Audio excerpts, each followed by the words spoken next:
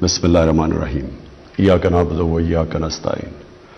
میرے پاکستانیوں، آج مجھے بڑی خوشی ہے کہ ہم پاکستان کی تاریخ کا سب سے بڑا ویلفیئر پروگرام، یعنی ویلفیئر پروگرام کا مطلب کہ جس سے ہم نے اس ملک کو ایک فلاحی ریاست کی طرف لے کے جانا ہے، وہ سب سے بڑا ویلفیئر پروگرام آج میں آپ کے سامنے رکھ رہا ہوں۔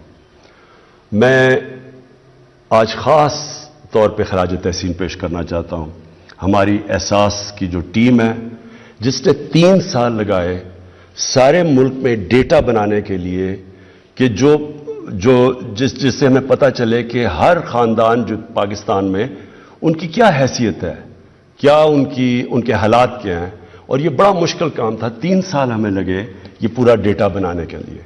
تو جب تک وہ ڈیٹا نہیں تھا ہمارے لیے سبسڈیز دینا اور آسان نہیں تھا، اندازوں پہ تھا۔ تو اب ہمارے پاس ایک پورا ڈیٹا بیس آ گیا، اس لیے آج میں اس پوزیشن میں ہوں کہ میں آپ کے سامنے یہ پروگرام اناؤنس کر سکتا ہوں۔ اس سے پہلے میں صرف اپنی قوم کو یاد کرانا چاہتا ہوں کہ جو پاکستان ہمیں ملا تھا وہ اس ملک کی تاریخ میں کبھی بھی معاشی حالات اتنے برے نہیں تھے جو ہمیں ملے ہیں۔ یعنی خسارہ بھی سب سے بڑا پاکستان کی تاریخ کا، قرضے بھی سب سے زیادہ، سود بھی ان قرضوں پہ سب سے زیادہ دینا پڑا، جو کرنٹ اکاؤنٹ ڈیفیسٹ جس کو کہتے ہیں کہ جتنے ڈالرز اندر آ رہے تو باہر، اس میں تاریخی خسارہ، ریزروز ہمارے تقریباً نہ ہونے کے برابر، یعنی کہ جو ہمیں باہر ہمیں جو لائبلٹیز تھیں، ہمیں باہر پیسے دینے تھے، جنہوں نے ہمیں قرضے دیے ہوئے تھے، ہمارے پاس پیسہ نہیں تھا ان کو قرضے دینے کا۔ اور ہم خاص طور پہ آج میں پھر سے ہمارا ملک شکر گزار ہے سعودی عربیہ کا، یو اے ای کا اور چائنا کا، جنہوں نے اس مشکل وقت میں ہماری مدد کی، جس کی وجہ سے ہم ڈیفالٹ نہیں کرے۔ اگر ڈیفالٹ کرتے تو روپیہ بالکل نیچے گر جانا تھا اور مہنگائی آسمانوں پہ۔ اور اس کے علاوہ پھر ہمیں IMF کے پاس جانا پڑا، کیونکہ ہمیں ان کی مدد چاہیے تھی، کیونکہ ہمارے پاس ڈالرز نہیں تھے اپنے لائبلٹیز واپس کرنے پہ۔ تو ہم پھر 1 سال اپنے ملک کو سٹیبل کرتے رہے، اور اتنے میں کرونا آ گیا۔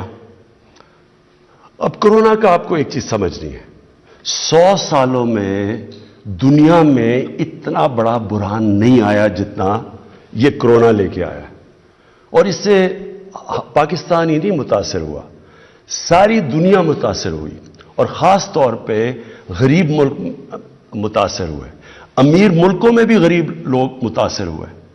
اور اس مشکل مرحلے میں میں یہ بڑے فخر سے آج کہنا چاہتا ہوں کہ جو میری ٹیم تھی، جو NCOC، جو ہم نے ایک ٹیم بنائی جس کے اندر ہمارے ٹاپ ڈاکٹرز تھے، جس میں ہمارے صوبے بھی شرکت کر رہے تھے، ان کے چیف سیکرٹریز، جس میں پاکستانی فوج بھی شرکت کر رہی تھی، ہمارے جو منسٹر تھے، جس طرح ہم نے فیصلے کیے اور ڈیٹا بیس فیصلے کیے، اور جس طرح ہم نے کہ ایک طرف خوف یہ تھا کہ اگر کرونا تیزی سے بڑھتی گئی تو ہسپتالوں میں حالات برے ہو جائیں گے، ہسپتالوں میں جگہ نہیں ہوگی۔ جس طرح ہندوستان میں، اگر پتہ نہیں آپ نے دیکھا یا نہیں، لوگ بیچارے باہر پڑے ہوئے تھے، آکسیجن ختم ہو گئی، لوگ پہنچ نہیں سکے، آکسیجن لوگ مر جاتے تھے۔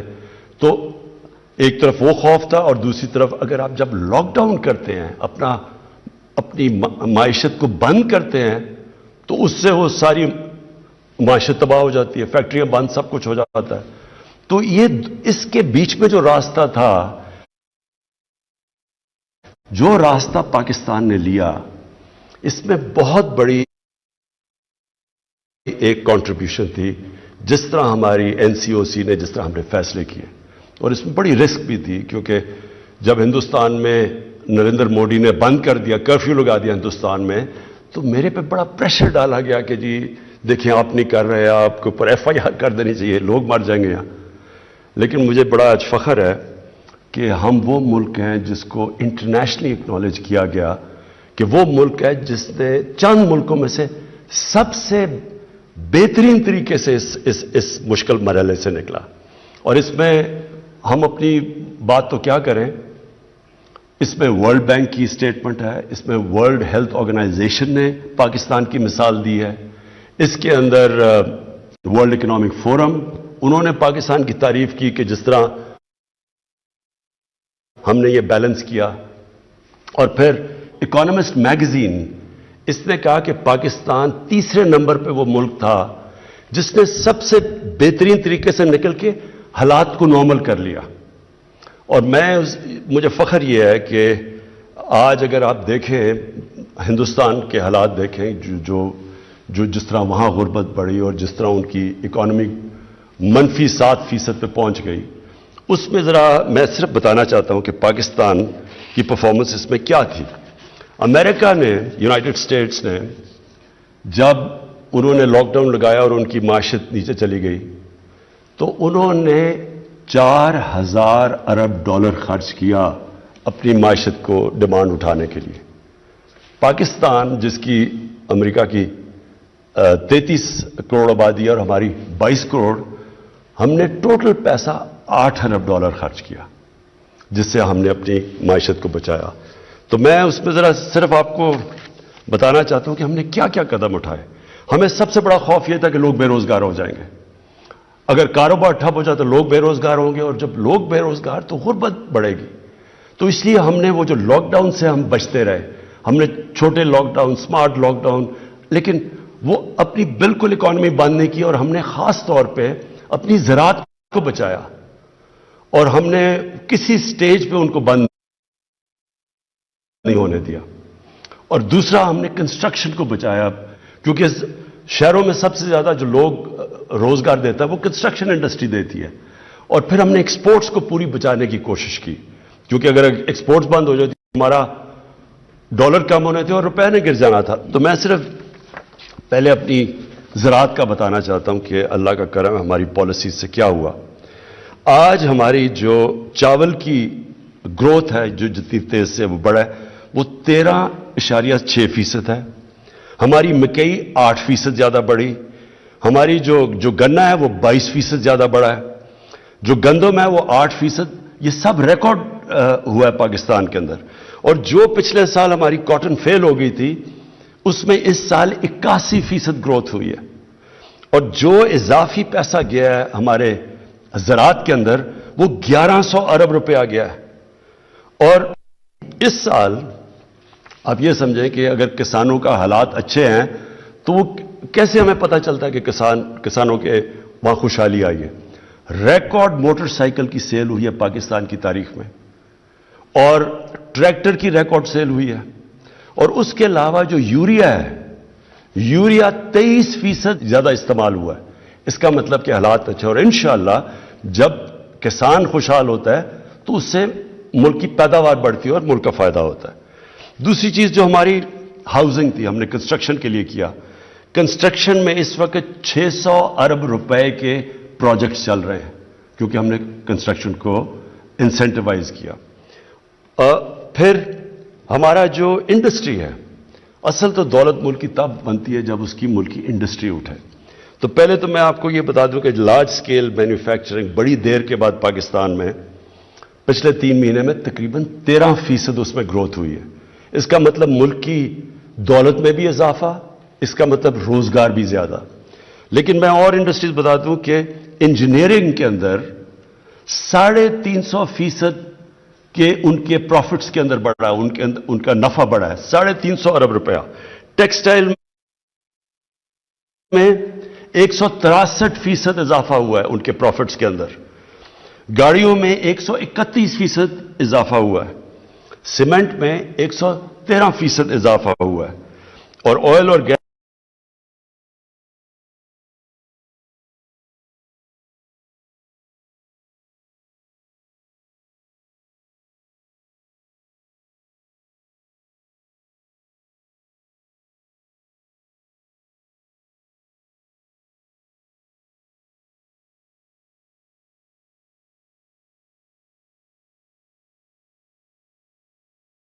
میں 75% اضافہ ہوا.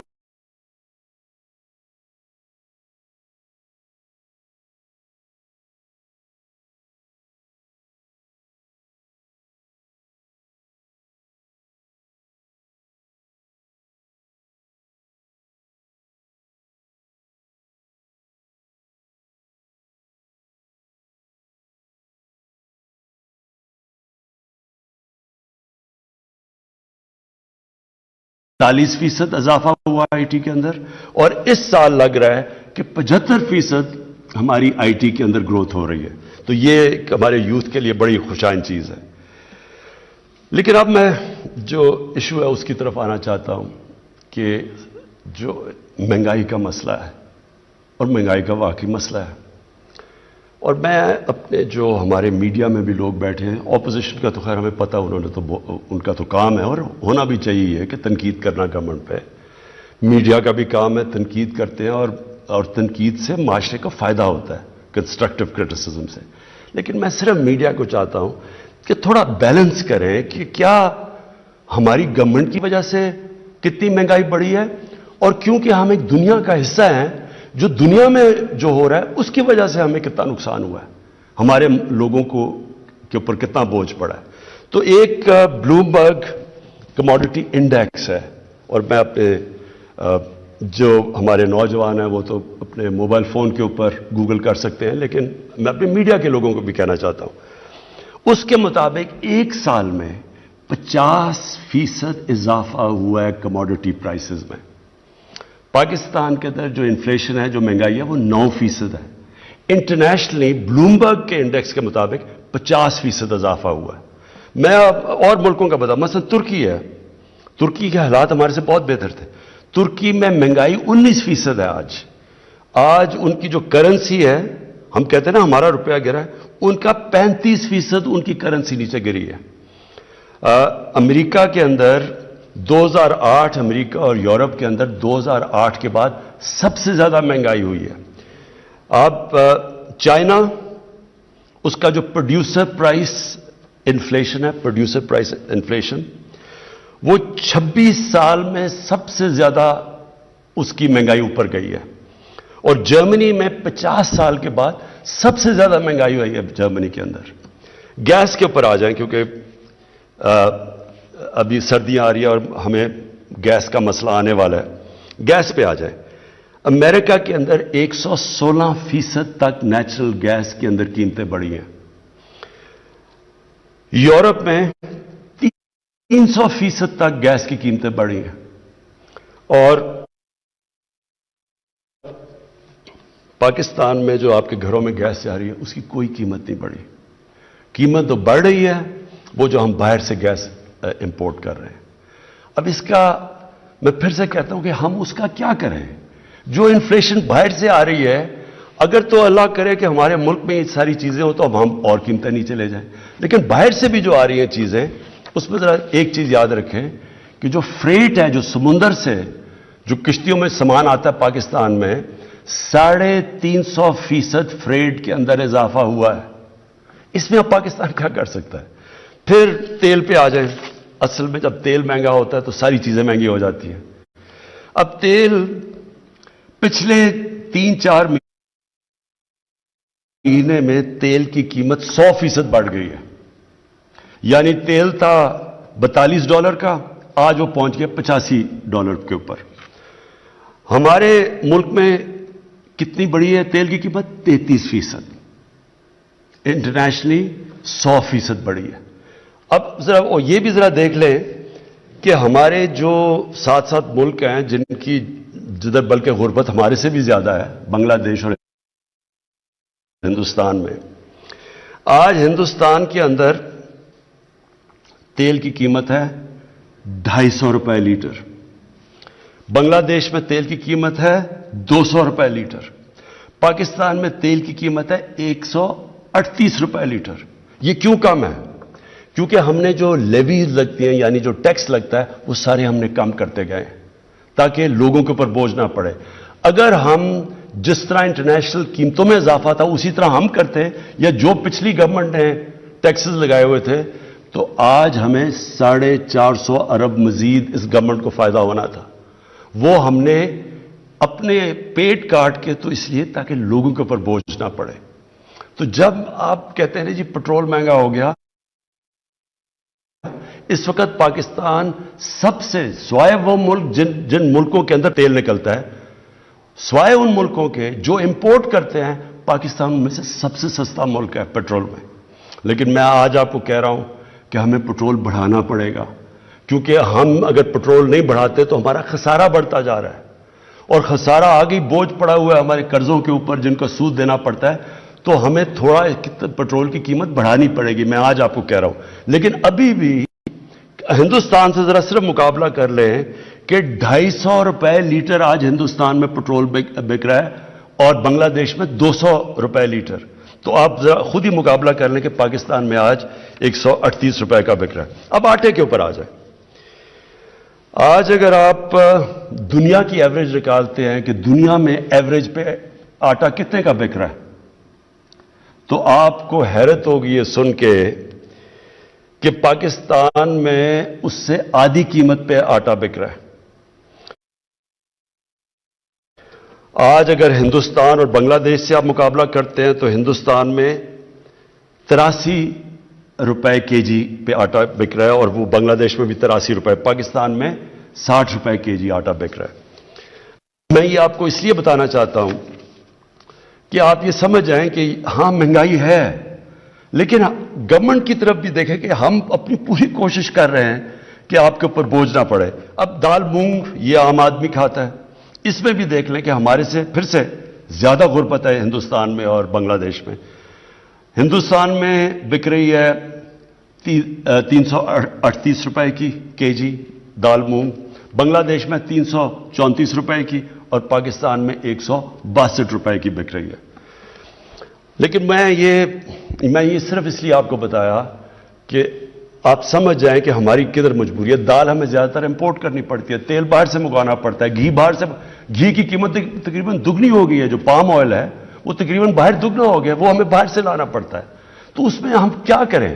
یعنی تو اس کے لیے ہم نے فیصلہ کیا، یہ جو اب پروگرام آپ کے سامنے رکھنے لگا ہوں، اس سب چیز کو دیکھتے ہوئے ہم نے ایک آپ کے سامنے پروگرام لائے تاکہ آپ کے اوپر بوجھ نہ پڑے، اور کم سے کم بوجھ پڑے۔ بوجھ تو خیر پڑا ہوا ہے، وہ دنیا کا مسئلہ بنا ہوا ہے، اور میں یہ بھی سمجھتا ہوں کہ یہ انشاءاللہ یہ سردیوں کے بعد یہ دنیا میں یہ جو سپلائی افیکٹ ہوا ہے کرونا کی وجہ سے، یہ ٹھیک ہونا شروع ہوگا، قیمتیں نیچے بھی آ جائیں گی۔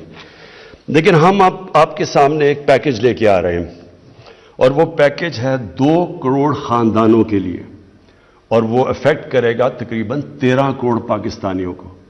اور یہ پیکج ہے 120 ارب روپے کا، جو فیڈرل اور پروونشل گورنمنٹ مل کے دے رہی ہے۔ اس میں ہم 3 کھانے پینے کی جو سب سے زیادہ ضروری چیزیں ہیں، گھی، آٹا اور دال، اس میں آپ دکان میں جا کے اس پہ 30% آپ کو ڈسکاؤنٹ ملے گا۔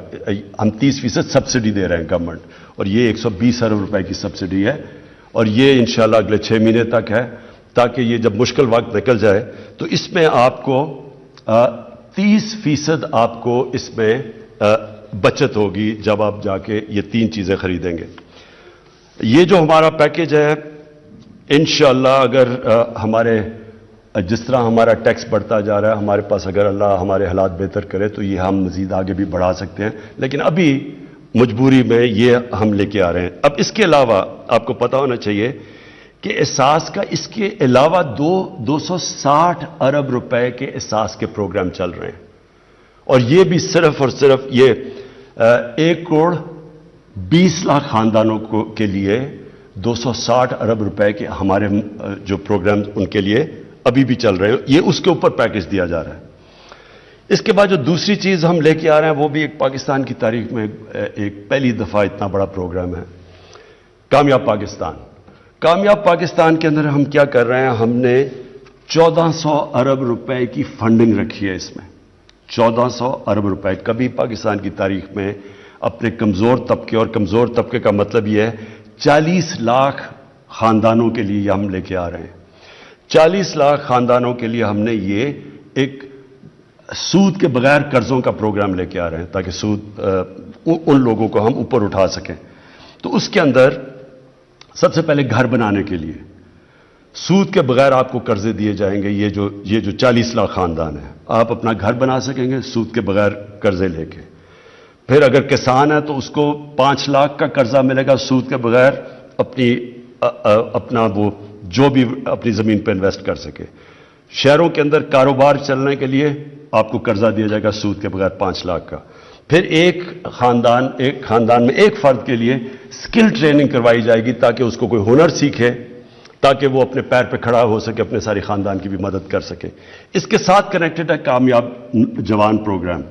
ہمارا جو کامیاب جوان پروگرام ہے اس میں اب تک ہم قرضے دے رہے ہیں 22,000 نئی چھوٹی چھوٹی بزنس کے لیے ہم نے قرضے دیے، جس کے اندر 30 ارب روپیہ ہم دے چکے ہیں۔ 30 ارب روپیہ یہ 22,000 بزنس کے لیے، ساتھ ساتھ 2 لاکھ لوگوں کو سکلز ایجوکیشن بھی دے رہے ہیں، یعنی ہنر بھی سکھا رہے ہیں۔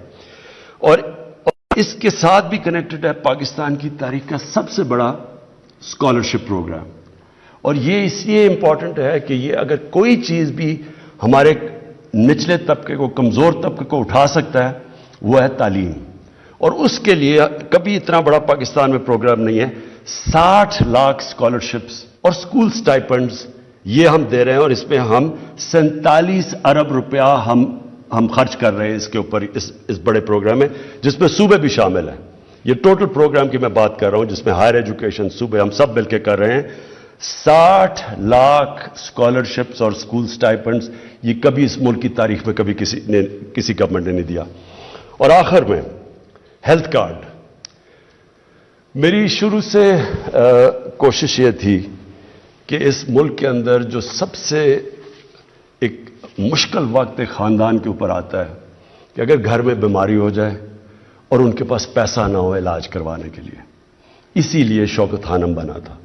وہی کینسر کے علاج اتنا مہنگا تھا، جب میں نے دیکھا کہ ہمارے لیے اتنا مشکل تھا، اللہ نے ہمیں حیثیت دی تھی، تو جن کے پاس کچھ نہیں تھا وہ کیا کریں اگر ان کے گھر میں بیماری ہو، تو اس لیے وہ سوچا تھا۔ تو میں نے تب بھی سوچا تھا کہ ایک دن اللہ نے مجھے موقع دیا تو ہر پاکستان کے خاندان کو میں ایک ہیلتھ انشورنس دلواؤں گا، اور مقصد اس کا یہ ہوگا کہ ہر خاندان میں اگر کبھی بھی بیماری ہو تو ان کے پاس پیسے ہوں اور وہ جا کے کسی بھی ہاسپٹل میں اپنا علاج کروا سکیں۔ تو یہ جو ہمارا پروگرام ہے یہ پوری طرح اس وقت پختونخوا کے اندر شروع ہو گیا ہے۔